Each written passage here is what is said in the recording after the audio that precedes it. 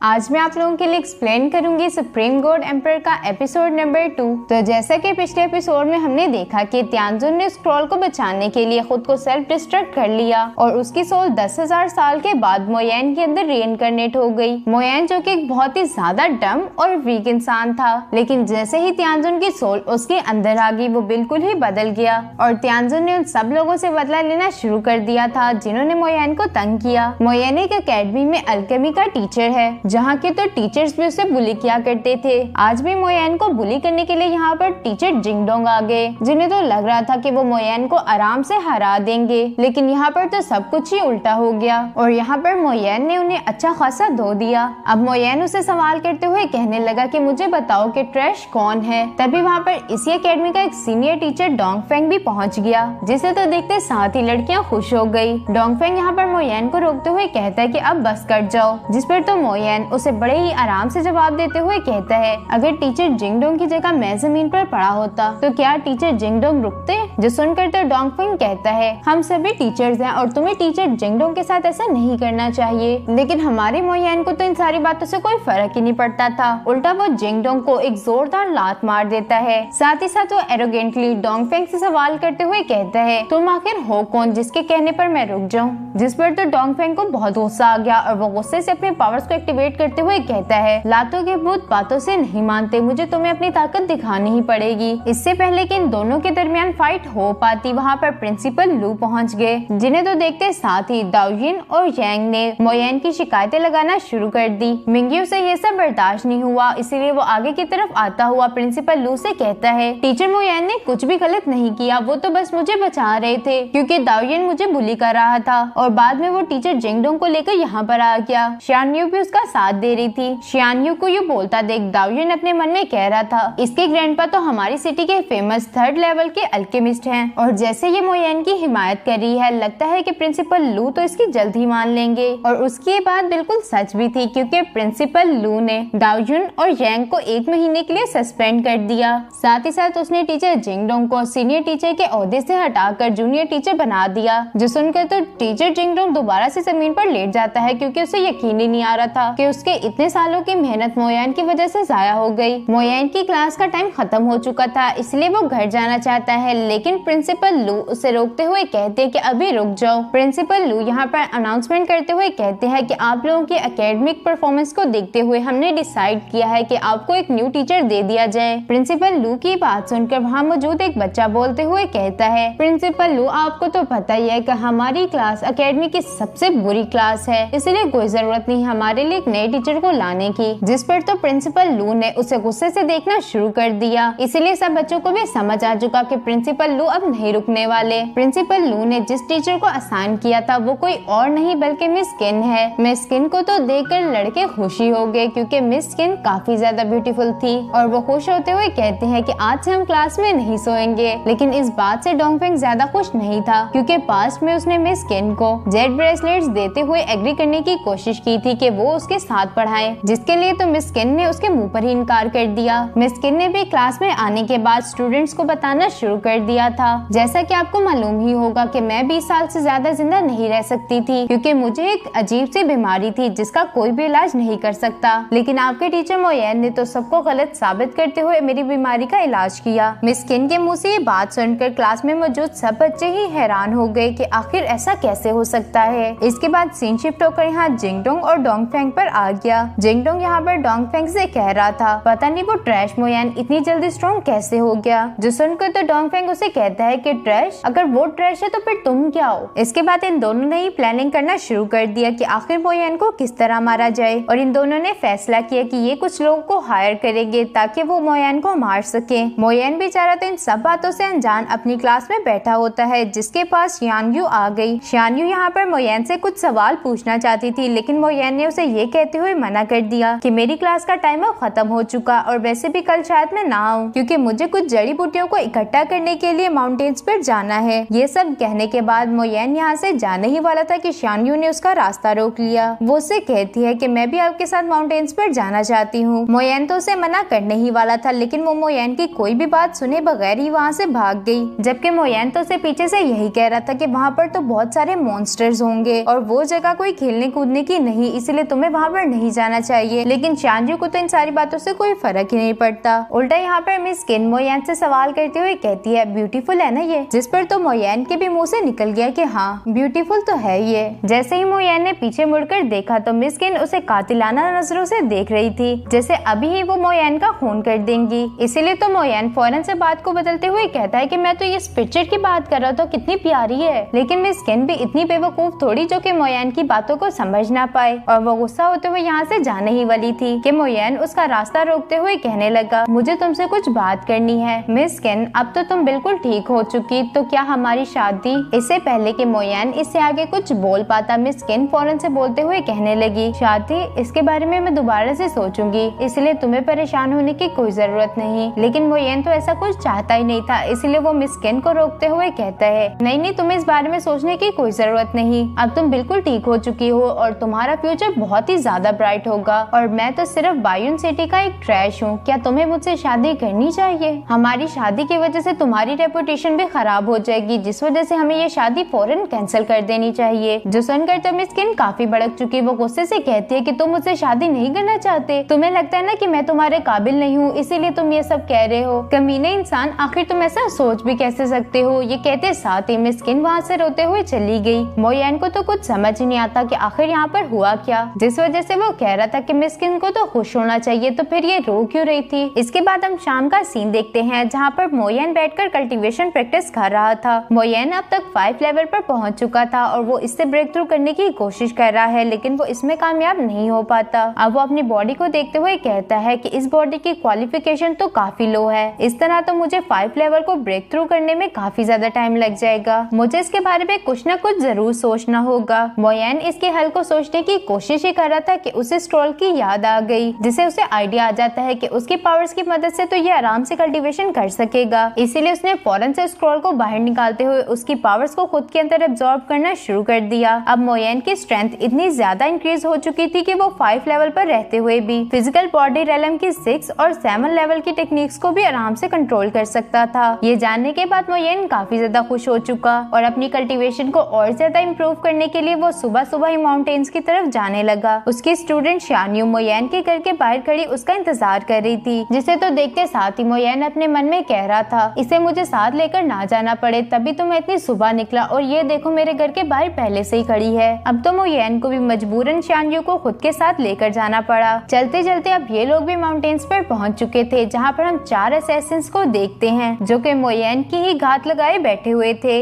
उनमें से एक असैसिन अपने लीडर से कह रहा था कि आपको पता है कि ये ब्यूटीफुल लेडी हमारी सिटी के 3rd लेवल के एल्केमिस्ट की पोती है, ये भी मोयन के साथ यहाँ पर आ गई, अब हमें क्या करना चाहिए? जिस पर तो इसका लीडर जवाब देते हुए कहता कि किसी को क्या ही पता कि इसे हमने मारा या फिर जंगली जानवरों ने, हमें बस इस लड़की को मारने के बाद इसकी बॉडी के छोटे छोटे टुकड़े करने होंगे। तभी उसका एक और साथी बोलते हुए कहने लगा लीडर मैंने सुना है कि मोयन को मारना इतना आसान नहीं। ये सुनकर तो लीडर उल्टा हंसते हुए कहता है कि तुम्हें ये किस बेवकूफ ने कह दिया कि इन्हें मारना मुश्किल है? मोयन तो फिजिकल बॉडी रेलम के 4th लेवल पर है, जबकि ये लड़की तो अभी अभी 3rd लेवल पर पहुंची है। तुम्हें लगता है कि ये दोनों हमारा मुकाबला कर सकते हैं? वो लीडर यहाँ पर इसी तरह की बातें कर ही रहा था कि तभी सीन शिफ्ट होकर यहाँ पर मोयन और शानयू पर आ गया। शानयू यहाँ पर मोयन से कह रही थी कि टीचर आपको पता है कि आपने जो लिंडन पिल का मेथड बताया था वो मेरे ग्रैंडपा ने टेस्ट किया और उसके रिजल्ट्स तो काफी अच्छे थे, वो आपसे मिलकर और ज्यादा पिल की एडवाइस लेना चाहते हैं। मोयन तो उसकी सारी बातों को इग्नोर करते हुए कहने लगा आखिर तुम्हारा ग्रैंडपा है कौन जिसने मेरे मेथड को बगैर मुझे पैसे दिए यूज किया? जिस पर मिंग्यू बताती है कि मेरे ग्रैंडपा का नाम है मिस्टर जिंग, जो कि हमारी सिटी के 3rd लेवल के एल्केमिस्ट हैं। आपको मेरे ग्रैंडपा से मिलना ही होगा, अगर आप उनसे मिलने के लिए एग्री नहीं हुए तो अगर मेरे साथ माउंटेन्स पर कुछ भी हो गया तो उसके रिस्पॉन्सिबल भी आप ही होंगे। मोयन तो उसे चुप कराते हुए कहता है कि खामोश हो, जो हमारे आसपास मॉन्स्टर्स हैं। मोयन की ये बात सुनकर तो शानयू फौरन से मोयन के पीछे आकर छुप गई। शानयू अब मोयन को बताती है कि मैंने सुना था कि यहाँ पर बहुत सारे लोग मॉन्स्टर्स को मारने के लिए आए थे, लेकिन वो सबके सभी मारे गए। उसकी बात सुनकर मोयन उसे कहता है कि तुम यहाँ पर आना चाहती थी, अब तुम डर क्यों रही हो? मोयन अभी ये सब कह ही रहा था कि शानयू उसे इशारा करके दिखाती है कि वो देखो पर्पल वुल्फ, जिन्हें तो देखते साथ ही मोयन परेशान होने की बजाय खुश हो गया, क्योंकि अभी के लिए उसे इन्हीं की तो जरूरत थी। मोयन तो यहाँ पर अपने मन में सोच रहा था कि अब मैं इस बॉडी को ज्यादा स्ट्रॉन्ग कर पाऊंगा, जबकि शानयू उसे बताती है कि ये 3rd लेवल के पर्पल वुल्फ वुल्फ हमेशा ग्रुप बनाकर अटैक करते हैं। इनसे फाइट करने के लिए हमारे पास तो कोई ग्रुप भी नहीं और ना ही ज्यादा लोग, हमें यहाँ से चलना चाहिए। लेकिन मोयेन का तो ऐसा कोई इरादा नहीं था।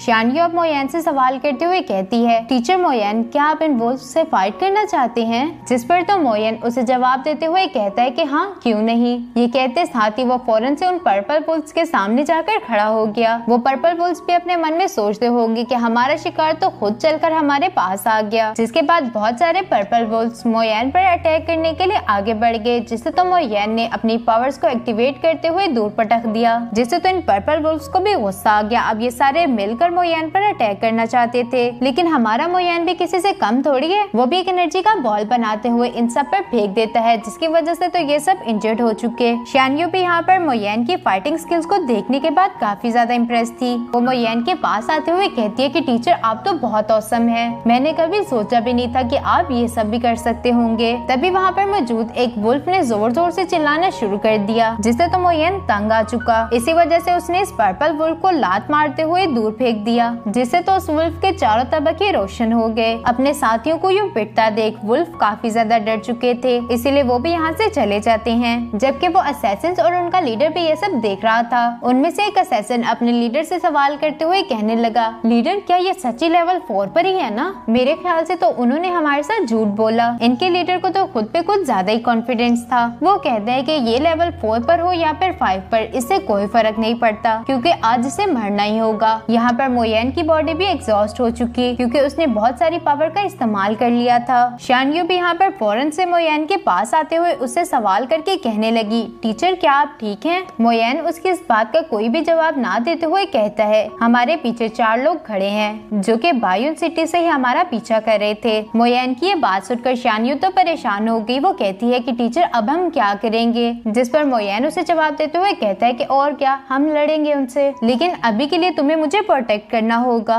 एनर्जी ज्यादा यूज करने की वजह से मेरी बॉडी काफी वीक हो चुकी, इसीलिए मुझे थोड़े वक्त की जरूरत है ताकि मैं खुद को रिकवर कर सकूं। लेकिन वो असैसिन भी इनकी जान कहाँ ही छोड़ने वाले थे। वो फौरन से मोयेन के सामने आते हुए कहते हैं, अच्छा तो तुम्हें रेस्ट चाहिए, हम तुम्हें पूरी जिंदगी की रेस्ट ना दे दें। ये सुनकर तो शानयू फौरन से मोयेन के सामने आकर खड़ी हो गई। अब वो उन असैसिन से कहती है कि आखिर तुम लोग कौन हो और हमारा पीछा क्यों कर रहे थे? तभी उन असैसिन में से एक असैसिन मोयेन से कहता है कि तुम इतने बेवकूफ कैसे हो सकते हो? तुम्हें पता होना चाहिए था कि तुम बायून सिटी के माउंटेन्स पर हो। यहाँ पर तो तुम्हें अपनी एनर्जी को बचा कर रखना चाहिए, उल्टा तुमने तो अपनी सारी एनर्जी को खर्च कर दिया। क्या तुम्हें ये बात मालूम है कि इन माउंटेन्स में सबसे ज्यादा खतरनाक चीज मॉन्स्टर्स नहीं बल्कि ह्यूमंस हैं। और हाँ, तुम ये मत समझना कि हम तुम्हें मारना चाहते हैं, बल्कि तुम्हें मारने के लिए तो किसी ने हमें अच्छे खासे पैसे दिए हैं। ये कहते साथ ही वो असैसिन फौरन से अपने चाकू को लिए मोयेन पर अटैक करने के लिए आगे बढ़ गया। मोयेन ने तो बिजली की तेजी के साथ असैसिन के हाथ से उसका चाकू पकड़ते हुए उल्टा उसी का गला काट दिया।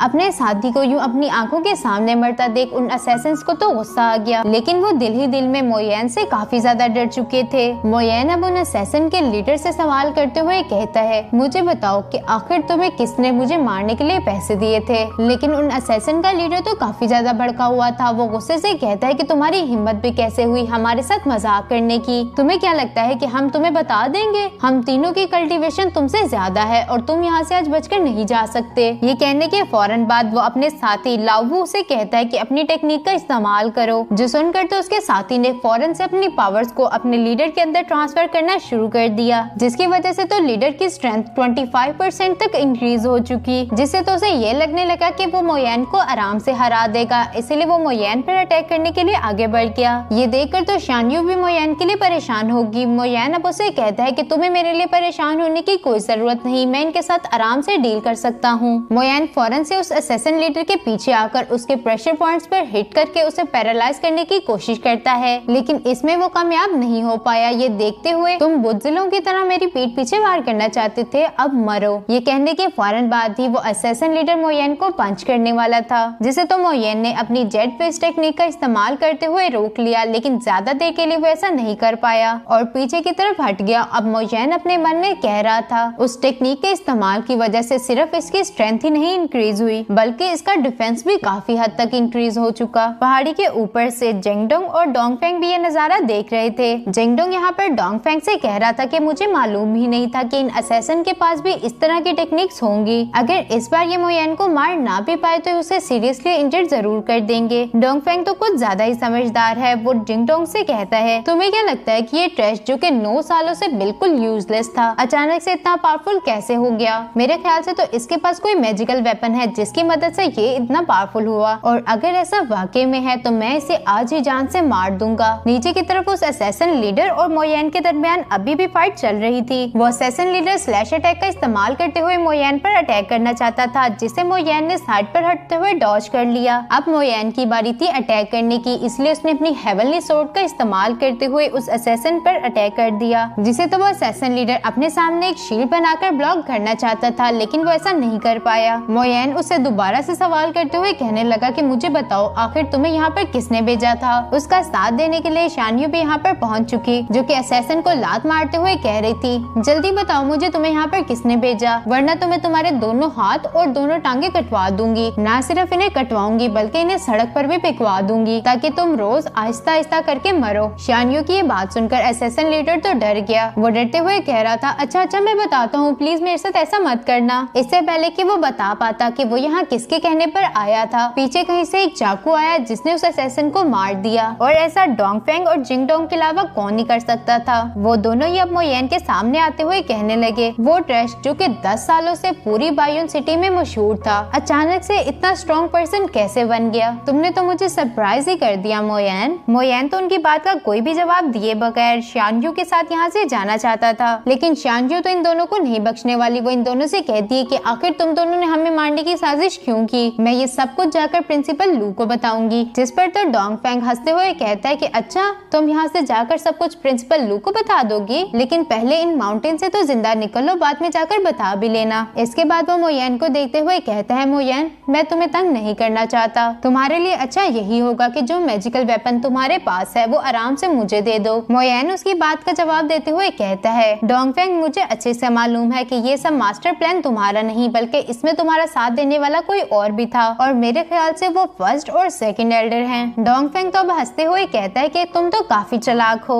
उन दोनों बुड्ढों ने मुझे 1000 लोअर स्पिरिट स्टोन दिए थे तुम्हें मारने के लिए। तुम तो वैसे भी अभी मरने वाले हो, इसी वजह से मैंने तुम्हें ये सब बता दिया। उसकी ये बात सुनकर मोयन शान्यू से कहता है कि तुम यहाँ से चली जाओ, तुम्हारी जान को यहाँ पर खतरा है। लेकिन शान्यू ने तो यहाँ से जाने से साफ साफ इनकार कर दिया। वो कहती है कि मैं आपको अकेला छोड़कर नहीं जाऊंगी। जिंगडोंग भी यहाँ पर हंसते हुए कहता है कि आज तो तुम दोनों में से यहाँ से कोई नहीं जाने वाला, इसीलिए ये बातें करना बिल्कुल फजूल है। डोंगफेंग यहाँ पर अपना और ज्यादा वक्त जाया नहीं करना चाहता था, इसलिए फौरन से उसने अपनी पावर्स को एक्टिवेट करते हुए मोयन पर अटैक कर दिया, जिसे तो मोयन अपनी पावर्स का यूज करते हुए रोक रहा था। लेकिन इन दोनों की पावर डिफरेंस काफी ज्यादा है, जिसकी वजह से मोयन को बहुत मुश्किल हो रही थी, और वो डोंगफेंग का मुकाबला करते हुए पीछे की तरफ हट गया। डोंगफेंग ने अब दोबारा से बाई हुआंगजिंग टेक्निक का इस्तेमाल करते हुए मोयन पर अटैक कर दिया, जिसे तो देखकर मोयन उसे कहता है कि ये टेक्निक मुझे चाहिए, जिसे तो डोंगफेंग को गुस्सा आ गया और वो गुस्से से कहता है, अच्छा तो तुम्हें ये टेक्निक चाहिए, जरा सब्र रखो, मैं तुम्हें ये टेक्निक दे दूंगा जब तुम जहन्नुम में पहुंच जाओगे। डोंगफेंग अब और ज्यादा इस फाइट को लंबा नहीं खींचना चाहता था, इसलिए उसने अपनी लाइफ और डेथ सील टेक्निक का इस्तेमाल कर लिया। इस टेक्निक की वजह से आसपास के पेड़ भी गिरने लगे, क्योंकि ये टेक्निक बहुत ही ज्यादा खतरनाक थी। इस टेक्निक से खुद को प्रोटेक्ट करने के लिए मोयन भी अपनी हेवनली सोर्ड और शील्ड के साथ रेडी था, जिसे देखते हुए तो डोंगफेंग कह रहा था, अच्छा तो तुम्हें ये लगता है कि तुम इन खिलौनों का इस्तेमाल करते हुए मेरी लाइफ और डेथ सील का मुकाबला कर सकते हो। मोयन तो उसकी सारी बातों को इग्नोर करते हुए फौरन से हवा में जंप करके अपनी सोर्ड का इस्तेमाल करते हुए लाइफ एंड डेथ सील को तोड़ने की कोशिश करता है, लेकिन ऐसा करते तो उसकी सोर्ड ही गायब हो गई। डोंगफेंग भी नीचे की तरफ खड़ा ये सब देख रहा था। वो कहता है, अच्छा तो तुम मेरी सील को रोकना चाहते हो? ये कहते साथ ही उसने सील की पावर्स को और ज्यादा इंक्रीज कर दिया, जिसकी वजह से तो मोयन अब जमीन पर आ गिरा। शान्यू भी यहाँ पर मोयन के लिए काफी परेशान हो चुकी, जबकि डोंगफेंग तो जोर जोर से हंस रहा था। साथ ही साथ वो मोयन से कहता है कि तुम्हारे पास जो भी ट्रेजर है उसे मुझे दे दो, क्योंकि तुम इस काबिल नहीं कि उस ट्रेजर को रख सको। वो ट्रेजर तो बायोन सिटी के फर्स्ट जीनियस यानी कि मेरे पास होना चाहिए। शान्यू तो यहाँ पर डोंगफेंग पर गुस्सा करते हुए कहने लगी, मैंने कभी सोचा भी नहीं था टीचर डोंगफेंग आप ऐसे निकलेंगे। डोंगफेंग अब उसकी तरफ देखते हुए कहता है, अच्छा तो तुम भी यहीं पर हो, पता है मैंने तुम्हारे लिए भी कहानी बना कर रखी हुई है। तुम यहाँ माउंटेन्स पर मोयन के साथ आई थी और मोयन ने यहाँ पर तुम्हें मार दिया, और इत्तेफाक से ये सब टीचर जिंगडोंग ने भी देख लिया, जिसकी वजह से मोयन को टीचर जिंगडोंग को भी मारना पड़ा। मैं भी यही करीब में था, ये सब होता देख मुझे मजबूरन मोयन को मारना पड़ा। पड़ा। शानयू बताओ कैसी लगी तुम्हें मेरी स्टोरी, और जैसी मेरी रेपुटेशन है मुझे लगता है कि हर कोई इस स्टोरी पर बिलीव कर लेगा। चलो बातें बहुत हो गई, अब तुम्हारे मरने का वक्त हो गया। ये कहते साथ ही डोंगफेंग एक स्लैश अटैक की मदद से शानयू को मारना चाहता था कि अचानक से मोयन पीछे से उठ खड़ा हुआ। वो डोंगफेंग से कहता है कि तुम कितने बेशर्म हो। मोयन को तो सही सलामत देखकर शानयू तो खुशी हो गई, जबकि डोंगफेंग तो हैरान था। वो उसे कहता है कि तुम अभी तक जिंदा कैसे हो? मेरी लाइफ और डेथ सील के इस्तेमाल के बाद तो कोई भी जिंदा नहीं बचता, लेकिन कोई बात नहीं, मैं तुम्हें अब मार दूंगा। ये कहते हुए डोंगफेंग ने अपनी पावर्स को एक्टिवेट कर लिया। अब वो मोयन पर हमला करना चाहता था, लेकिन उससे पहले ही इसकी पावर्स खुद ब खुद ही डीएक्टिवेट हो गई, क्योंकि लाइफ और डेथ सील ने डोंगफेंग की काफी ज्यादा एनर्जी को कंज्यूम कर लिया था। मोयन भी अब डोंगफेंग का मजाक उड़ाते हुए कहता है, तुम्हें क्या ही लग रहा था कि बाई हुएंगिन और लाइफ एंड डेथ सील के इस्तेमाल के बाद तुम्हारे पास जरा सी भी एनर्जी बची होगी? तुम्हें अपनी अक्ल का इस्तेमाल करना चाहिए था,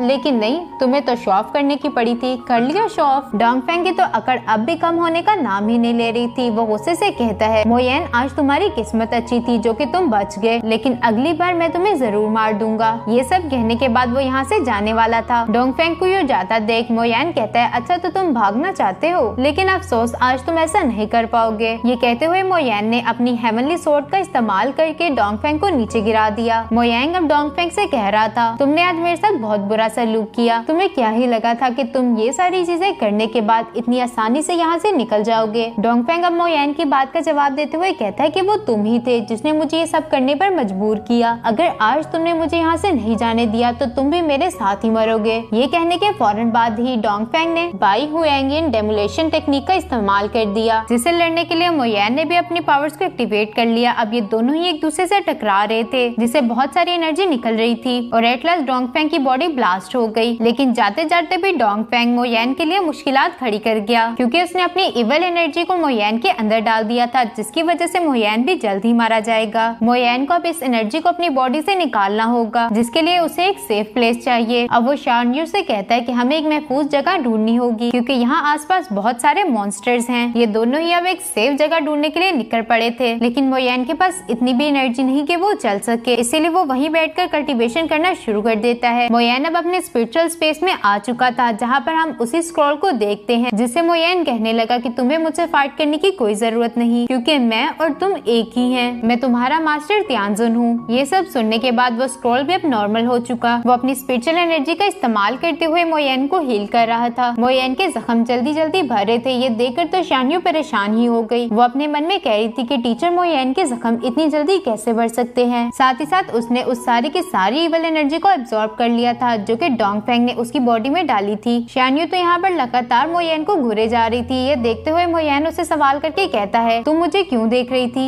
जिस पर तो शानयू शर्माते हुए कहने लगी, नहीं मैं तो नहीं आपको देख रही थी, मैं तो बस आपको ये बुक देना चाहती हूँ। ये बुक टीचर डोंगफेंग की थी। इस बुक की मदद से मोयन लाइफ और डेथ सील टेक्निक सीख सकता था, और उसने ऐसा ही किया। मोयन वहीं पर बैठे इस टेक्निक को सीखना शुरू कर देता है। इस टेक्निक के टोटल 4 पार्ट्स थे। मोयन ने यहाँ पर फर्स्ट सील, जिसका नाम था साइन, उसे प्रैक्टिस करना शुरू कर दिया। शानयू तो यहाँ पर मुंह बनाते हुए कह रही थी, इतनी खूबसूरत लड़की इनके सामने बैठी है और इन्हें तो देखो पुरानी बुक्स पढ़ने का शौक है, बेवकूफ इंसान। शानयू अभी ये सब सोच रही थी कि मोयन ने seal of life and death के फर्स्ट पार्ट को सीख लिया। ये देखकर तो शानयू भी हैरान रह गई कि आखिर मोयन ने ये सब इतनी जल्दी कैसे सीख लिया। यहाँ बाहर की तरफ हम मूचैन को देखते हैं, जो कि बहुत सारे लोगों के साथ मुयन को मारने के लिए आया हुआ था, जिन्हें तो मुयन ने भी सेंस कर लिया। लेकिन इस बात का पता शानयू को नहीं था, इसीलिए वो मुयन से सवाल करते हुए कहने लगी, टीचर मुयन आप ये सब कैसे कर लेते हैं? मुयन तो उसकी बात का कोई भी जवाब ना देते हुए उसे कहता है कि चुप कर जाओ। ये कहने के बाद मुयन बाहर की तरफ उन लोगों को देखने के लिए चला गया, जहाँ पर वो देखता है कि उसके कजिन्स के साथ कुछ और लोग भी थे, जो कि उसे मारने के लिए ही आए हैं। और ये बंदे और कोई नहीं बल्कि उसी गैंग के थे, जिसके आदमियों को अभी थोड़ी देर पहले मोयन ने मारा। मूचैन भी यहाँ पर कह रहा था कि मोयन ने न सिर्फ मेरे ग्रैंडपा की बेइज्जती की, बल्कि सबके सामने उन्हें मजबूर किया कि वो अपनी पोजीशन को छोड़ दें, जिसकी वजह से तो तुम्हारे और मेरे ग्रैंडपा ने ये फैसला किया कि उन्हें मोयन को मार देना चाहिए। जब ल्यूही गैंग के 4 लोग आपस में मिलकर काम करते हैं, तो मोयन जैसा ट्रैश भी उनसे बचकर नहीं भाग सकता। अब तो हमारे साथ डोंगफेंग भी है, लेकिन मालूम नहीं वो कहाँ चला गया। इस बेवकूफ को कोई बताए कि वो कमीना तो पहले ही मारा जा चुका। मूचैन की ये सारी बातें सुनने के बाद उसके पास खड़ा एक पर्सन बोलते हुए कहने लगा, मूचैन जैसा कचरा फिजिकल बॉडी के 5 लेयर पर है, जबकि तुम जो कि खुद को एक जीनियस बताते हो फिजिकल बॉडी रेलम की 4th लेयर पर हो। मेरे मेरे ख्याल से तो तुम्हारा स्टैंडर्ड उस कचरे से भी ज्यादा गिरा हुआ है। अपनी बेइज्जती सुनकर तो मूचैन को गुस्सा ही आ गया और वो गुस्से से उसकी तरफ देखने लग जाता है।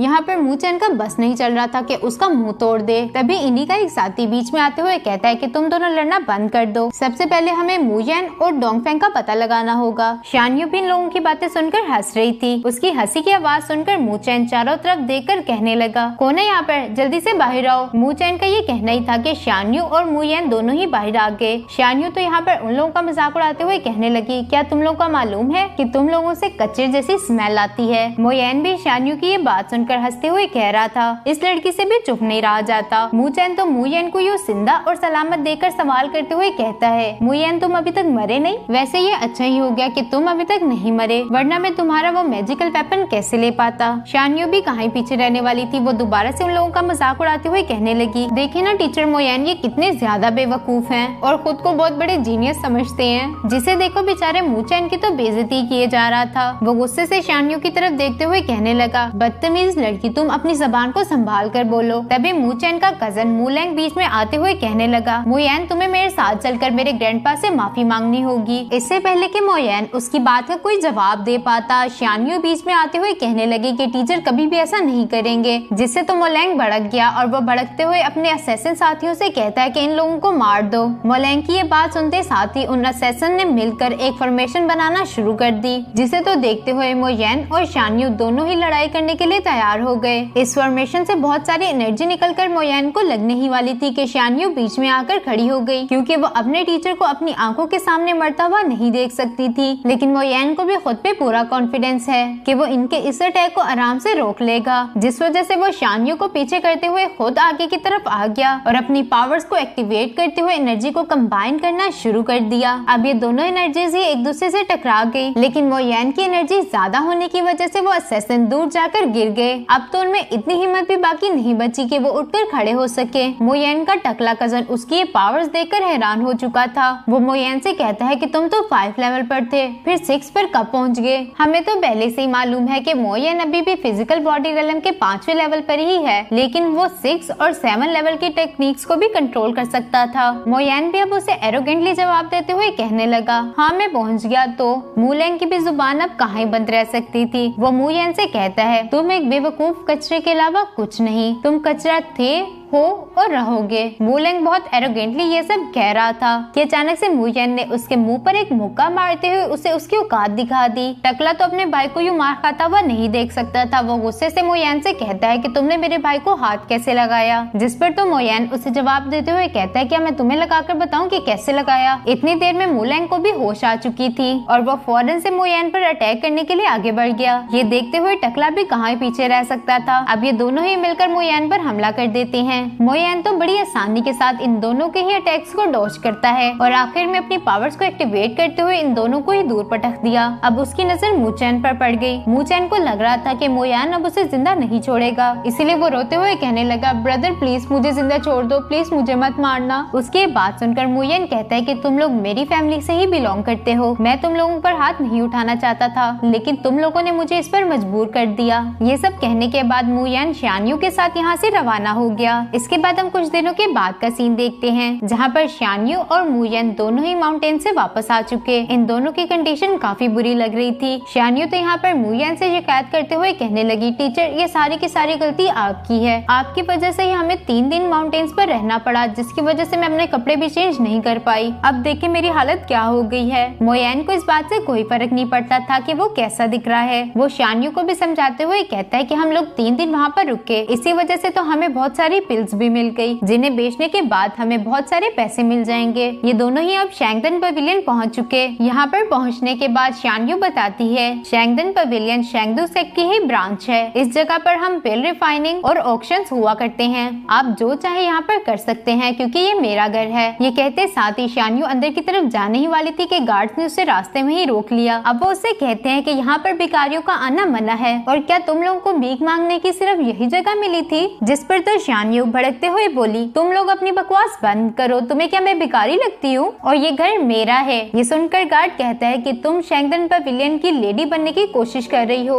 तुम यहाँ से चली जाओ, यही तुम्हारे लिए बेहतर रहेगा। शान्यू अब उसके साथ फाइट कर ही रही थी, तभी वहाँ पर एक बंदा एक कार्ट में आ गया जो कि शान्यू से कहता है कि साइड पर हट जाओ, लेकिन शान्यू भी अपनी जगह से टच से मस नहीं हुई। उल्टा वो उसी बंदे से कहती है कि तुम्हारी हिम्मत भी कैसे हुई मुझे साइड पर हटने का कहने की। शैंगदन पवेलियन को मेरे ग्रैंडफादर ने बनाया था और तुम मेरे सामने ही एरोगेंट बन रहे हो। अचानक से उसी बंदे का मास्टर कार्ट के अंदर से आवाज लगाते हुए कहने लगा, लेन्यू आखिर तुम बाहर क्या कर रहे हो? जिस पर तो लेन्यू ने भी बताना शुरू कर दिया, मास्टर शाओयू, पवेलियन के गेट के आगे कुछ भिखारी खड़े हैं जो कि हटने का नाम ही नहीं ले रहे। शाओयू अब उसे जवाब देते हुए कहता है कि तुम्हें इनके साथ बहस करने की कोई जरूरत नहीं, जल्दी से इन्हें मार कर काम खत्म करो। अपने मास्टर का ये हुक्म सुनकर लेन्यू शाओयू को मारने ही वाला था कि वक्त रहते ही मोयेन ने उसके अटैक को ब्लॉक कर दिया, जिस वजह से शाओयू भी काट के बाहर आ गया। वो मोयेन को देखते हुए कह रहा था कि मैंने कभी सोचा भी नहीं था कि बायून सिटी के भिखारियों के पास भी पावर्स होंगी। भिखारी का लफ्ज सुनकर तो शाओयू को गुस्सा आ गया। वो दोबारा से इसे बताने ही वाली थी कि मैं कोई भिखारी नहीं। मोयेन उसे रोकते हुए शाओयू से कहने लगा, बायून सिटी की पॉपुलेशन कम नहीं, लेकिन अभी तक कोई भी ऐसा माइकालाल पैदा नहीं हुआ जो कि मेरे स्टूडेंट्स को बुली कर सके। शाओयू भी कम एरोगेंट थोड़ी है, वो भी आगे से जवाब देते हुए कहने लगा, तुमने अभी जिस तरह से मेरे सामने बात की,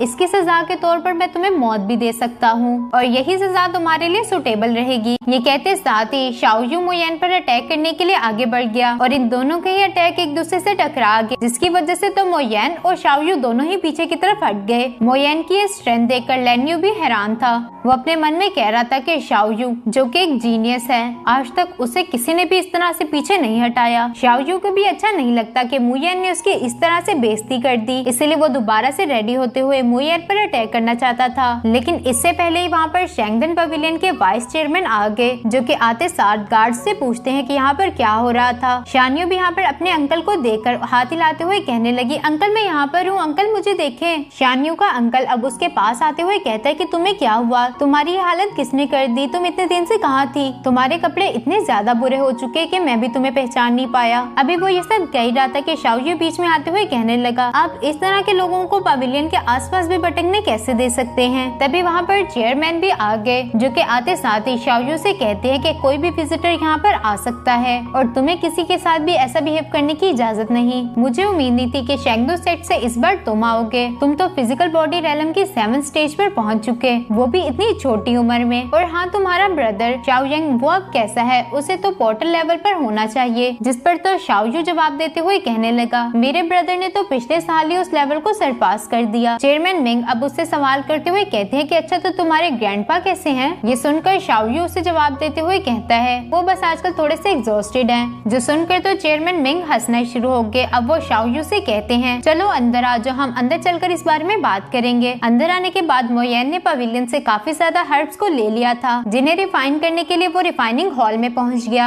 यहाँ पर पहुंचने के बाद शान्यू मोयेन से सवाल करते हुए कहने लगी, टीचर क्या मैं आपको पिल बनाते हुए देख सकती हूँ? जिसके लिए तो मोयेन भी एग्री हो गया। वो उससे कहता है कि तुम तो मेरी स्टूडेंट हो, इसीलिए तुम मुझे देख सकती हो। साथ ही साथ उसने अपने पास से एक पिल निकालकर शान्यू को दे दी। अब मोयेन शान्यू से कहता है कि तुम इस पिल को खा सकती हो क्योंकि तुम 3rd लेवल पर पहुंच चुकी। शान्यू उस पिल को लेते हुए कहने लगी, टीचर क्या मैं इस पिल को लेने के बाद अपने लेवल को ब्रेक थ्रू कर पाऊंगी, क्योंकि मैं काफी देर से अपने इसी लेवल पर अटकी हुई हूँ। मोयेन उसकी बात का जवाब देते हुए कहता है कि इसमें तुम्हारी कोई गलती नहीं, बल्कि ये तो कुछ डर्ट है जो कि तुम्हारे ब्लड में आ चुका, जिसकी वजह से तुम ब्रेक थ्रू नहीं कर पा रही थी। इसे खाने की वजह से वो दूर हो जाएगा। ये सुनने के बाद शान्यू ने तो फौरन से उस पिल को खा लिया और उस पिल के खाते साथ ही शान्यू का ब्रेक थ्रू भी हो गया। ये देखकर तो शान्यू काफी ज्यादा खुश थी। मोयेन भी यहाँ पर डिफरेंट हर्ब्स का इस्तेमाल करते हुए फर्नेस में पल्स फ्रीजिंग पिल बना रहा था। शान्यू यहाँ पर मोयेन के पिल बनाने के तरीके को देखकर कहने लगी, टीचर मोयेन आज से पहले मैंने कभी भी किसी को इस तरह से पिल बनाते हुए नहीं देखा, क्या हमारी पिल इस तरह से बन जाएगी? मोयेन तो उसकी सारी बातों को इग्नोर करते हुए सिर्फ और सिर्फ अपने काम पर फोकस कर रहा था। तभी हम बाहर की तरफ देखते हैं, जहाँ पर वाइस चेयरमैन के साथ लेन्यू और शाओयू तीनों ही पिल रिफाइनिंग हॉल के बाहर पहुँच चुके थे। वाइस चेयरमैन इन दोनों को बताता है, ये शैंगदन पवेलियन का रिफाइनिंग रूम है और ये हमारे पवेलियन की सबसे इम्पोर्टेंट जगह भी है। आम दिनों में यहाँ बहुत सारे अल्केमिस्ट आकर अपनी पिल्स को रिफाइन करते हैं। इस कमरे में ज्यादा रश ना हो, इस वजह से हम आउटसाइडर्स को अलाउ नहीं करते कि वो इस रूम में जाएं। रिफाइनिंग हॉल का थोड़ा सा दरवाजा दरवाजा खुला हुआ था, जिससे शाओयू की नजर मोयन पर पड़ गई, जिसे देखते हुए शाओयू वाइस चेयरमैन से कहने लगा, ये कौन है? जिस पर वाइस चेयरमैन उसकी बात का जवाब देते हुए कहने लगे, मेरे ख्याल से ये शान्यू है। वो एक फर्स्ट ग्रेड की एल्केमिस्ट है जो कि अक्सर यहाँ पर आकर अपनी पिल्स को रिफाइन किया करती है। लेकिन शाओयू ने तो मोयन को देख लिया था, इसीलिए वो वाइस चेयरमैन से कहता है कि मेरे ख्याल से वो शान्यू नहीं बल्कि कोई और है। ये सुनते साथ ही उसके सर्वेंट लैंगयू ने पूरा दरवाजा खोल दिया। शाओयू तो मोयन को देखकर गुस्सा ही हो गया। वो चिढ़ते हुए कहने लगा, आप यहाँ पर आउटसाइडर्स को अलाउ कैसे कर सकते हैं? अगर इसने हमारे सेट की सीक्रेट पिल्स को लीक कर दिया तो हम क्या करेंगे? शाओयू अब खुद ही मोयन को बाहर निकालने के लिए आगे आ रहा था, लेकिन तभी रास्ते में उसे शान्यू ने रोक दिया। वो उससे कहती है कि मेरे मास्टर अभी पिल्स को रिफाइन कर रहे हैं, इसीलिए आप आगे नहीं जा सकते। हो सकता है कि आपके डिस्टर्ब करने की वजह से उनकी पिल खराब हो जाए। शाओयू को तो शान्यू की बात पर कोई यकीन ही नहीं था। वो आगे की तरफ बढ़ते हुए कहने लगा, ये और एक अल्केमिस्ट, ऐसा हो ही नहीं सकता। शान्यू भी अपने टीचर की कहानी बेइज्जती सुनने वाली थी। वो गुस्से से कहती है, मेरे टीचर बहुत ही ज्यादा जीनियस है, वो अभी भी पल्स फ्रीजिंग पिल बना रहे हैं। वाइस चेयरमैन भी बीच में बोलते हुए कहने लगे, मेरे ख्याल से तो ऐसा कुछ नहीं, क्योंकि पल्स फ्रीजिंग पिल्स को बनाने के लिए शैंग फ्रूट की जरूरत होती है। अगर वो इसमें ना डाला जाए तो पिल कभी भी परफेक्ट नहीं बनेगी। मेरे ख्याल से टीचर मुंह को कोई गलतफहमी हो चुकी। लैन्यू को भी मौका चाहिए था मोयन की बेइज्जती करने का। वो भी तंज करते हुए कहने लगा, मेरे ख्याल से तो ये यहाँ पर खेल तमाशा कर रहा है, इसे तो अल्केमी का ए भी नहीं आता। मैं इसकी सारी की सारी पिल्स को डिस्ट्रॉय कर दूंगा। देखते हैं फिर भी क्या मुझे ये जवाब देता है या फिर नहीं। ये कहते साथ ही उसने अपनी पावर्स को एक्टिवेट कर लिया। अब वो मोयन पर अटैक करने ही वाला था। इससे पहले ही मोयन ने उसे सेंस कर लिया, जिसकी वजह से मोयन अपनी जगह से हट जाता है। लैन्यू यहाँ पर फर्नेस के नीचे जलती हुई आग में जाने वाला था कि वक्त रहते मोयन ने उसे पकड़ लिया। मोयन अब लैन्यू के हाथ को जोर से मोड़ते हुए कहने लगा, क्या तुम्हें मालूम नहीं, जब भी कोई बंदा पिल बना रहा हो तो उसे परेशान नहीं करते। ये कहने के बाद मोयन ने एक जोरदार पंच लैन्यू के पेट में दे मारा, जिससे तो लैन्यू उड़ता हुआ दूर जा गिरता है। वाइस चेयरमैन अब उसे चेक करने के बाद बताते हैं कि इसकी तो हड्डियां भी टूट चुकी, साथ ही साथ इसे इंटरनल इंजरी भी है। मेरे ख्याल से तो अब के बाद ये मार्शल आर्ट को परफॉर्म नहीं कर पाएगा। जो सुनकर तो शाओयू को गुस्सा आ गया और वो गुस्से से कहता है कि मोयन तुम्हें ऐसा नहीं करना चाहिए था। अगर इसने तुम्हें रोकने की गलती कर भी दी थी तो क्या तुम्हें हक मिल गया कि तुम इसके मेंडेरियंस को डिस्ट्रॉय कर दो? जिस पर तो मोयन उसे जवाब देते हुए कहने लगा कि मैंने ऐसा कुछ नहीं किया, वो बिल्कुल ठीक है। शाओयू अब और ज्यादा भड़कते हुए कहने लगा, तो क्या वाइस चेयरमैन झूठ बोल रहे हैं? ये सब कहने के बाद वो फौरन से मोयन पर हमला करने के लिए जाने ही वाला था कि तभी वहाँ पर मिस्टर मिंग आ गए, जो कि शान्यू की ग्रैंडपा भी हैं। उन्होंने वक्त रहते ही शाओयू का हाथ पकड़कर उसे रोक दिया। ये देखकर शाओयू मिस्टर मिंग से कहने लगा, क्या अब आप भी इस ट्रैश को प्रोटेक्ट करेंगे? मोयन के 19 साल के होने के बावजूद भी इसकी कल्टीवेशन लेवल मेरे से काफी कम है और ये इस कल्टीवेशन के साथ पिल्स बनाएगा। कितनी बेवकूफाना बात है ये। और जनाब की बातें तो देखो, पल्स फ्रीजिंग पिल बना रहा है। शान्यू तो दोबारा से मोयन को प्रोटेक्ट करते हुए कहने लगी, तुम्हें कैसे पता कि मेरे टीचर हाई क्वालिटी पिल्स नहीं बना सकते? तुमने अपनी जिंदगी में बहुत सारे लोगों से मिले होंगे, लेकिन आज तक तुम मिस्टर मोयन जैसे एक भी पर्सन से नहीं मिले होंगे। शाओयू को तो पूरा यकीन था कि मोयन बिल्कुल यूजलेस है। इसी वजह से वो शान्यू से भी कहता है, अच्छा ऐसी बात है तो मुझे वो पिल्स तो दिखाओ जो कि तुम्हारे टीचर ने बनाई हैं। शान्यू भी अब फौरन से जाकर उन पल्स फ्रीजिंग पिल्स को ले आई, जिन्हें देखते हुए शाओयू तो अभी भी कह रहा था, घटिया पिल्स। शान्यू का ग्रैंडपा यहाँ पर मोयन के पास आकर उसे कहने लगा, ये पिल्स किसी काम की हैं या फिर नहीं, ये जानने के लिए इसे सबसे पहले तुम्हें खुद पर ट्राई करना चाहिए। टीचर मू, तुम इस बारे में क्या सोचते हो?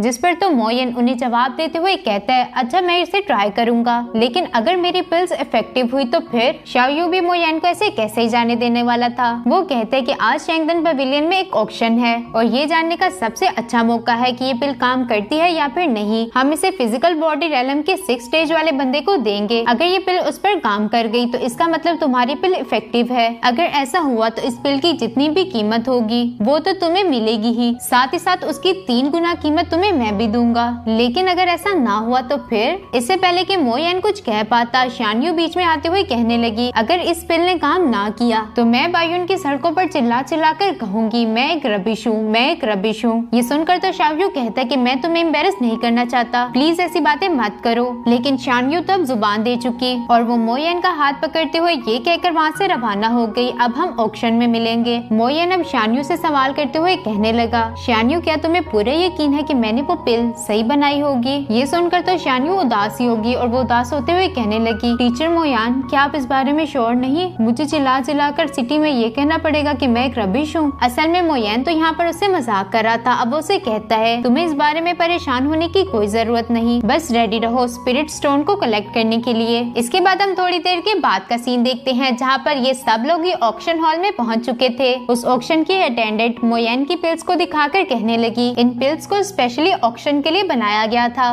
मिस्टर मिंग इसकी इफेक्टिवनेस को चेक नहीं कर पा रहे, तो क्या कोई इन पिल्स को ट्राई करना चाहेगा? ये एक बहुत ही स्पेशल किस्म की मेडिसिन है जो कि बहुत ही यूनिक तरीके से बनाई गई थी। इस पिल की मदद से आप अपने 6th लेवल को ब्रेक थ्रू करके 7th लेवल पर जा सकते हैं। हमारा शेंगडन पवेलियन इसके लिए कोई भी स्पिरिट स्टोन नहीं लेगा अगर ये मेडिसिन यूजलेस हुई। साथ ही साथ अगर ये उस बंदे को नुकसान पहुंचाती है तो इसका भी रिस्पॉन्सिबल हमारा शेंगडन पवेलियन नहीं होगा। तब एक बॉडी बिल्डर टाइप सा बंदा हाथ उठाते हुए कहता है कि मैं इस पिल को ट्राई करना चाहूंगा। ये सुनकर तो वहाँ आसपास मौजूद लोगों ने बातें करना शुरू कर दिया कि ये बंदा 5 साल से 6 लेवल से आगे नहीं बढ़ पाया। वो बंदा भी स्टेज पर जाने के बाद सब लोगों को यही बता रहा था कि मैं 5 साल से ब्रेक थ्रू नहीं कर पाया। उम्मीद करता हूँ कि इस पिल की वजह से मैं 7th लेवल पर पहुँच जाऊँ। मुझे इस बात की भी कोई परवाह नहीं अगर मुझे इस पिल से कोई भी फर्क नहीं पड़ा। ये सब कहने के बाद उस पर्सन ने पल्स फ्रीजिंग पिल को खा लिया और कल्टीवेशन पोजीशन में बैठ गया। काफी देर वेट करने के बाद भी वहाँ पर कुछ नहीं हो रहा था। ये देखकर तो शाओयू मोयन का मजाक उड़ाते हुए कहने लगा यहाँ तो कोई बड़ी बड़ी बातें कर रहा था कि उसके पिल्स बहुत इफेक्टिव हैं, ये हैं वो हैं, लेकिन यहाँ पर तो कुछ नजर नहीं आ रहा। मेरे ख्याल से तो ये पिल्स तुम्हारी तरह ही कचरे के अलावा कुछ नहीं। अपने टीचर की यूँ दोबारा से बेइज्जती होते देख शानियो को गुस्सा आ गया और वो दोबारा से शाओयू के साथ लड़ने वाली थी कि मोयन ने उसे बीच में ही रोक दिया। अब वो उसे कहते कि जरा सब्र रखो। मोयन का भी ये कहना ही था कि यहाँ पर हम उसी बंदे को देखते हैं जिसकी बॉडी से एनर्जी निकलना शुरू हो चुकी थी। ये देखकर तो शाओयू भी हैरान हो गया कि आखिर ये कैसे हो सकता है, जबकि वो बॉडी बिल्डर तो काफी खुश था क्योंकि उसने 5 साल के बाद ब्रेक थ्रू किया था। ये देखने के बाद तो सबको यकीन आ गया कि पल्स फ्रीजिंग पिल सच में काम करती है, इसीलिए उसका ऑक्शन शुरू हो गया। इस पिल की बोली 1000 स्पिरिट स्टोन से स्टार्ट हुई। हर कोई अपनी अपनी बोली लगा रहा था, कोई 3000, 4000, 5000। तभी यहाँ से 15000 स्पिरिट स्टोन की आवाज आई और ये बोली लगाने वाले और कोई नहीं बल्कि हमारे फर्स्ट और सेकंड एल्डर थे, जिनकी आवाज तो मोयन ने भी पहचान ली थी। लेकिन इन दोनों को ये नहीं मालूम कि इस पिल को मोयन ने बनाया है। Second Elder first Elder Feng yuan से कहता है कि आप इस पिल को ले लें। फेंग युआन को असल में ये पिल वुलैंग के लिए चाहिए थी, जिसकी वजह से वो भी फिजिकल बॉडी रेलम के 7वें लेवल पर पहुंच जाएगा। तभी ऑक्शन में मौजूद किसी बंदे ने वहाँ पर बोली लगा दी 20,000। ये सुनकर तो एल्डर फेंग युआन को गुस्सा आ गया और वो कह देता है कि 50,000 स्पिरिट स्टोन। यहाँ मौजूद कोई भी पर्सन इतनी ज्यादा अमाउंट नहीं दे सकता था, इसी वजह से ये पिल एल्डर फेंग युआन को मिल गई।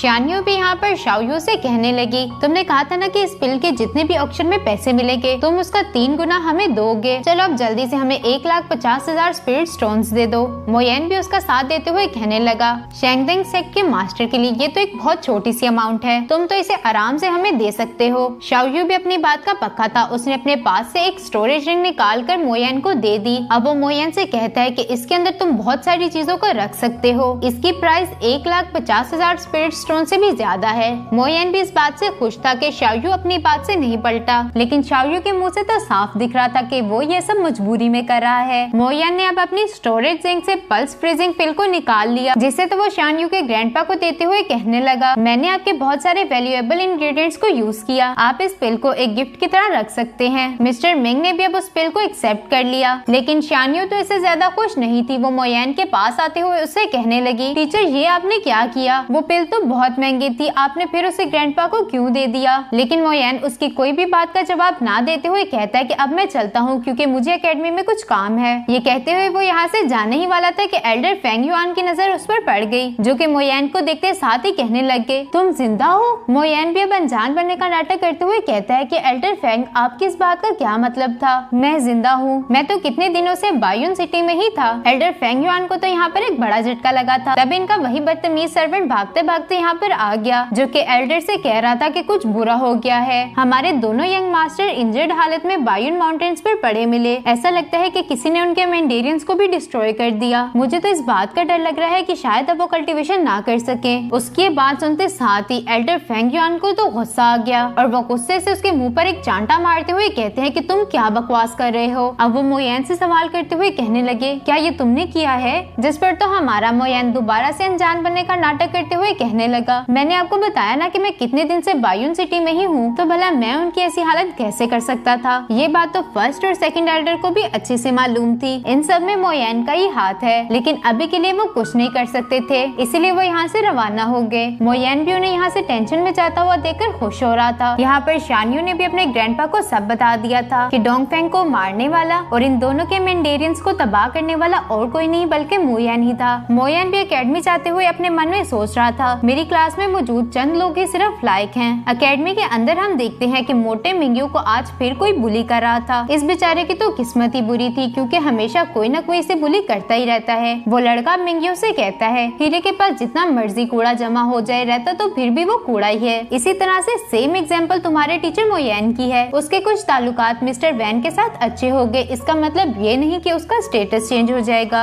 ये सुनकर तो मोटा उस लड़के से कहने लगा, गुकिन तुम अपनी जुबान को संभाल कर बोलो, टीचर मोयन पहले की तरह नहीं रहे। तभी वहाँ पर मोयन भी पहुँच गया, जो कि मिंग्यू को बुली होता देखकर कह रहा था, इस मोटे की किस्मत कितनी खराब है, आज फिर मुझे इसकी मदद करनी पड़ेगी। वो लड़का तो दोबारा से मोयन का मजाक बनाते हुए कहता है, अच्छा तो वो कचरा अब क्या बन गया है, तुम्हारा टीचर मोयन तो मेरे टीचर शाओ चेन के सामने एक मक्खी के बराबर भी नहीं। वो इसी तरह की जली कटी बातें कर ही रहा था कि तभी वहाँ पर मोयन भी पहुँच गया, जिसने तो अपनी पावर्स का यूज करते हुए उसे मजा चिखा दिया। मिंग्यू तो मोयन को रोकना चाहता था, लेकिन मोयन नहीं रुकता। मोयन के इस अटैक से अब तो वो लड़का भी डर चुका था। वो डरते डरते मोयन से सवाल करके कहने लगा, तुम्हें मुझसे क्या चाहिए। क्या अचानक से उसी लड़के का टीचर शाओचन भी वहाँ पर पहुँच गया, जो कि मोयन से कहने लगा, क्या ये सजा बच्चों के लिए ज्यादा नहीं। मोयन अब उसे गुस्से से कहता है कि ज्यादा, ये तो बिल्कुल कम थी। इसने मुझे और मेरे स्टूडेंट को एम्बेरस करने की कोशिश की। ऐसा लग रहा था कि अभी ही इन दोनों के दरमियान फाइट हो जाएगी, लेकिन वक्त रहते ही वहाँ पर प्रिंसिपल लू पहुँच गए, जो कि इन दोनों से सवाल करते हुए कहने लगे कि यहाँ पर क्या हो रहा था। शाओचन तो बहुत ही ज्यादा चालाक है, इसीलिए वो प्रिंसिपल लू से कहता है कि मैं आपसे कुछ कहना चाहता था। हमारे रूल्स के मुताबिक अगर एक टीचर अपने लेवल पर 3 साल के लिए फंसा रहता है तो उसे एकेडमी से निकाल दिया जाएगा। उसकी ये बात सुनकर प्रिंसिपल लू भी परेशानी में पड़ गए, क्योंकि वो मोयन को उसकी फैमिली की वजह से यहाँ से निकालना नहीं चाहते, जबकि मोयन तो हर किस्म का टेस्ट देने के लिए तैयार था। उसे अपने ऊपर पूरा कॉन्फिडेंस है, इसीलिए वो कहता है कि हाँ हम तो टीचर्स हैं, हमें एकेडमी के रूल्स नहीं तोड़ने चाहिए, मैं इस टेस्ट को जरूर दूंगा। प्रिंसिपल लू को तो पूरा यकीन था कि मोयन इस टेस्ट में हार जाएगा, इसलिए वो मोयन को समझाते हुए कहने लगे, ये टेस्ट वाकई काफी मुश्किल होता है। अभी वो ये सब कह ही रहे थे कि अचानक से उन्होंने अपनी पावर्स का इस्तेमाल करते हुए मोयन का कल्टीवेशन लेवल चेक कर लिया, जिससे उन्हें भी मालूम हो गया कि मोयन अब लेवल 6 पर पहुंच चुका है। ये जानने के बाद तो प्रिंसिपल लू भी मोयन के टेस्ट देने पर एग्री हो चुके। अब ये सब लोग ही उसी जगह पर पहुंच चुके थे जहां पर मोयन का टेस्ट होने वाला था। यहाँ पर आसपास काफी बच्चे मौजूद हैं, जो कि आपस में बातें करते हुए कह रहे थे, मोयन जैसे ट्रैश ने हमारी एकेडमी में बहुत सारे साल गुजार लिए, अब वक्त आ चुका कि इसे निकाल दिया जाए। मोटा मिंग्यू तो मोयन के लिए काफी परेशान था, इसीलिए वो कहता है कि ये सब मेरी वजह से हुआ, जिस पर तो मिस किन उसे समझाते हुए कहने लगी कि इसमें तुम्हारी कोई गलती नहीं थी। प्रिंसिपल लू ने भी यहाँ पर रूल्स को बताना शुरू कर दिया था। वो कहते हैं, मोयन अगर तुमने इस टेस्ट को पास कर लिया तो तुम जूनियर टीचर से एक सेकंड लेवल के टीचर बन जाओगे। इस टेस्ट के फर्स्ट स्टेप में हम तुम्हारी स्ट्रेंथ को चेक करेंगे, तुम्हारी स्ट्रेंथ 50,000 केटी तक होनी चाहिए। अब आगे बढ़ो और अपनी पूरी स्ट्रेंथ का इस्तेमाल करते हुए इस पिलर पर पंच मारो। ये सुनकर तो मोयन अपनी पूरी पावर का इस्तेमाल करके उस पिलर पर पंच कर देता है। यहाँ मौजूद सब लोगों को तो यही लग रहा था कि मोयन की स्ट्रेंथ तो 10,000 केटी को भी क्रॉस नहीं करने वाली, लेकिन मोयन ने तो सबको सरप्राइज ही कर दिया, क्योंकि उसकी स्ट्रेंथ का लेवल फिजिकल बॉडी रेलम के 7th स्टेज वाले वॉरियर जितना था, जो कि है 70,000 केटी। और इसके साथ ही मोयन ने अपने पहले टेस्ट को पास कर लिया। मोयन की स्ट्रेंथ के हिसाब से उसके सामने एक अर्थ स्पिल्टिंग बियर आ चुका था। ये एक लेवल 6 का मॉन्स्टर है, जिसके तो अटैक और डिफेंस दोनों ही लेवल 6 के मॉन्स्टर से ज्यादा थे। प्रिंसिपल लू अब मोयन से कहने लगे, तुम्हारे इस टेस्ट के सेकंड राउंड में तुम्हारी मार्शल आर्ट को चेक किया जाएगा, जिसके लिए तुम्हें इस बियर को हराना है। अगर तुम ऐसा कर पाए तभी तुम इस टेस्ट के 3rd राउंड पर पहुंच पाओगे। मोयन भी समझ चुका था कि बात अब उसकी इज्जत पर आ चुकी, इसीलिए उसे तो इस मॉन्स्टर को हराना ही होगा। वो बियर भी काफी दिनों से भूखा मोयन को अपने खाने की तरह देख रहा था और फौरन से आगे बढ़ते हुए अपने पंजे का इस्तेमाल करके मोयन पर अटैक करना चाहता था, जिसे तो मोयन ने अपनी जेट फिस्ट टेक्निक का इस्तेमाल करते हुए रोक लिया। इसी अरीना के आसपास खड़े लोग कह रहे थे कि ये लड़का क्या पागल हो चुका, जो कि इस लेवल 6 के बियर के साथ फाइट कर रहा है। लेकिन मोयन तो बेखौफ उस बियर को अपनी तरफ बुलाते हुए कहने लगा,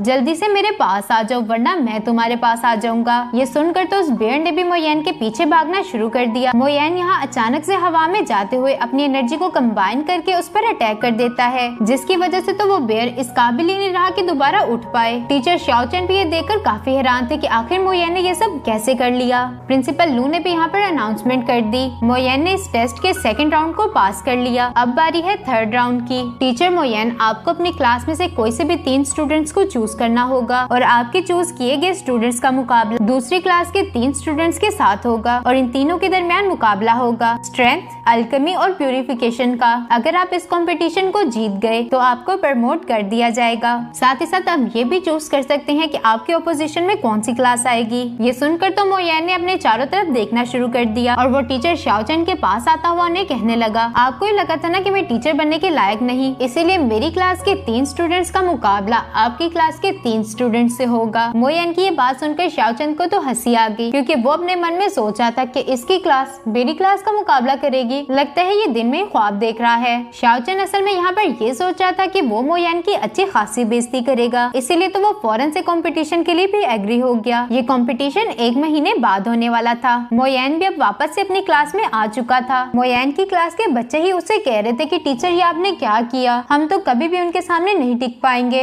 यांग को तो यहाँ पर मौका मिल गया था मोयन की बेइज्जती करने का, इसीलिए वो मोयन से कहने लग गया, टीचर हमारी क्लास में से आपको ऐसा कौन लगता है कि जो उनका मुकाबला कर सके। उसकी ये बात सुनकर मोयन कहने लगा कि ये बात सिर्फ मेरी इज्जत की नहीं बल्कि तुम्हारी इज्जत की भी है और साथ ही साथ तुम्हारी टीचर किन की भी। यांग यहाँ पर दोबारा से बोलते हुए कहने लग गया, टीचर वहाँ पर टोटल 3 मुकाबले होंगे, स्ट्रेंथ, एल्केमी और प्यूरिफिकेशन का। टीचर शाओचन की क्लास से मू एक ऐसा स्टूडेंट है जिसके पास काफी ज्यादा स्ट्रेंथ है, लेकिन हमारी क्लास में तो एक बच्चा भी ऐसा नहीं जो कि फाइट कर सके। जबकि सेकंड मैच होगा एल्केमी का और सभी जानते हैं कि हमारी क्लास में सबसे अच्छी एल्केमिस्ट शानयू है, लेकिन इसका भी टीचर शाओचन की क्लास के वैंग के साथ कोई मुकाबला नहीं, क्योंकि वो अपनी फैमिली का एक जीनियस है। चलो हम लेवल 3 की बात करते हैं। टीचर शाओचन की क्लास से रिफाइनिंग के लिए कीयुन बहुत ही बेस्ट कैंडिडेट है, उसका मुकाबला तो किसी के साथ नहीं। जबकि हमारी क्लास में मिंगयू इकलौता एक ऐसा पर्सन है जो कि रिफाइनिंग जानता है, क्या ये उसे कम्पीट कर पाएगा। ये सुनकर तो क्लास में मौजूद दूसरे बच्चे बात करते हुए कहने लगे, वैसे भी सीनियर 3rd क्लास से हारने में कोई शर्म नहीं, हमें खुद को उनके साथ कंपेयर नहीं करना चाहिए। लेकिन मोयन को तो उनकी ये बातें कुछ अच्छी नहीं लगी, इसलिए वो उन्हें डांटते हुए कहने लगा, तुम लोगों को एक वॉरियर बनना होगा जो कि दुनिया को जीतना चाहते हैं।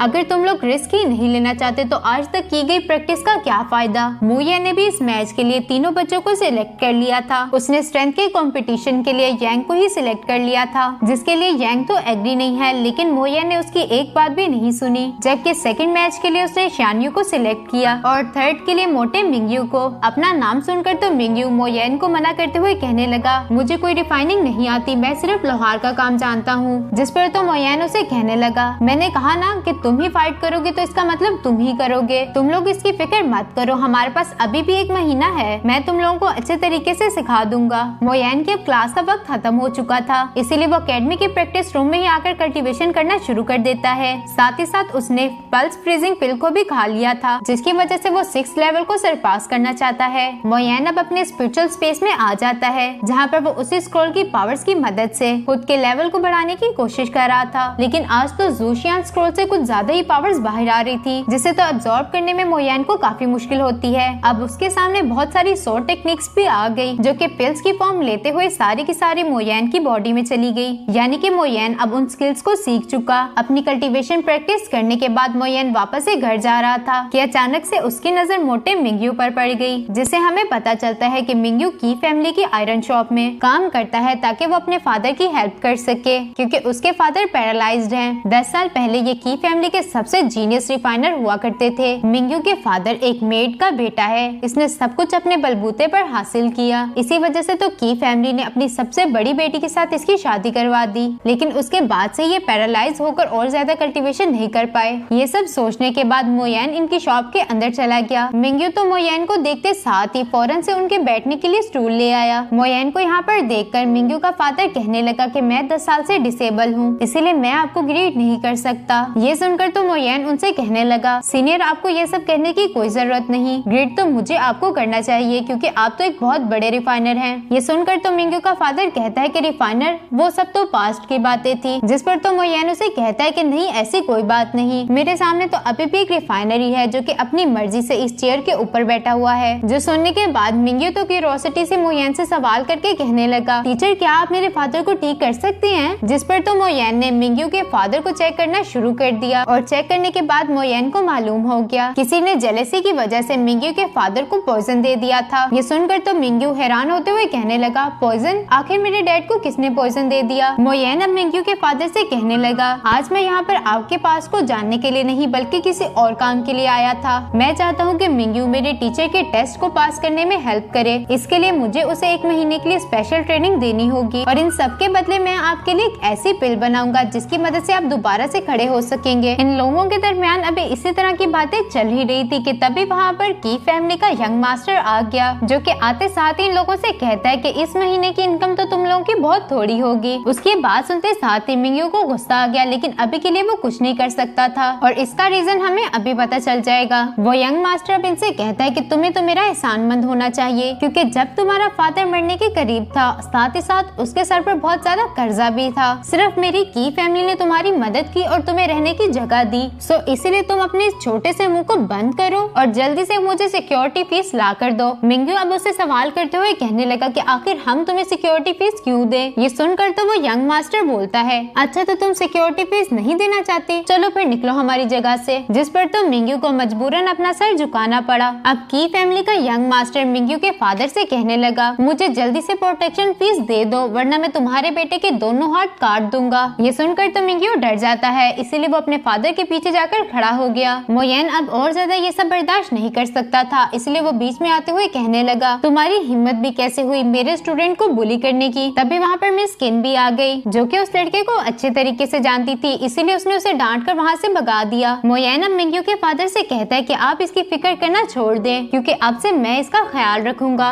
और मैं आपसे प्रॉमिस करता हूँ जीतने के बाद मैं आपको जरूर ठीक कर दूंगा। जिसके लिए तो मिंग्यू का फादर भी एग्री हो चुका। अब वो मिंग्यू को नसीहत करते हुए कहने लगा, मिंग्यू तुम अच्छे तरीके से पढ़ाई करना। उनकी ये बात सुनने के बाद मोयन यहाँ से चला जाता है। इसके बाद सीन शिफ्ट होकर यांग पर आ गया, जिसके सर पे तो किसी ने एप्पल फेंक कर मारा। वो अपने आसपास देखते हुए पूछने लग गया कि किसकी हिम्मत है जिसने मुझ पर अटैक किया, और ये और कोई नहीं बल्कि मुहाई था। यांग उसे यहाँ पर देखकर फौरन से उसके पास जाते हुए कहने लगा, ब्रदर हाई, आप मुझसे ये कहने के लिए यहाँ पर आए हैं अगर मेरी दाऊजुआन के साथ फाइट हो तो मैं आराम से हार जाऊँ? ये सुनकर तो मुहाई हंसते हुए कहने लगा, यांग तुम कितने बेवकूफ हो। दाऊजुआन इस वक्त फिजिकल बॉडी रेलम के 6 स्टेज पर है और तुम तो इस काबिल भी नहीं कि उससे फाइट कर सको। और वैसे भी मेरी टीचर ने डिसाइड किया है कि अब उसकी जगह मैं तुमसे फाइट करूंगा और तुम्हें मेरे सामने अच्छे तरीके से हारना होगा। यांग यहाँ पर बस उसकी बातें सुनने के अलावा कुछ नहीं कर सकता था। मुहाई अब अपनी बात को आगे बढ़ाते हुए कहता है, तैयार हो जाओ मेरे पैरों पर गिरने के लिए, तब सारी फैमिली देखेगी कि कौन मुंह फैमिली का इंचार्ज बनने के लायक है।